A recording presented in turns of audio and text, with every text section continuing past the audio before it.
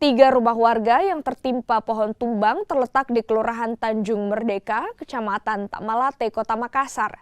Satu rumah alami kerusakan di bagian dapur, sementara dua lainnya rusak di bagian teras dan atap. Warga dan petugas pun berupaya memindahkan batang pohon tumbang.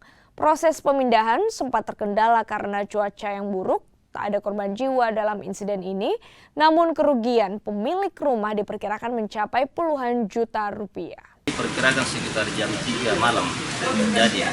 Kemudian pemilik rumah sementara tidur di dalam. Alhamdulillah untungnya karena ini cuma dapur. Kemudian ada dua rumah di sekitarnya itu juga kena dampak. Ini pohon tingginya berapa meter, Pak? Kurang lebih 10 meter. Yang terdampak rumah keseluruhan berapa, Pak? Ada 3 rumah, 3 unit. Kemudian kalau untuk yang roboh ini keseluruhan dapur atau ada yang ke depan juga, Pak? Ya, ada dapur, semua dapur kena, kemudian ada teras dan atap di rumah sebelah. Oke. Kalau untuk kerugiannya warga bagaimana, Pak? Sekitar berapa? Ini diperkirakan kurang lebih sekitar 20 juta. 20.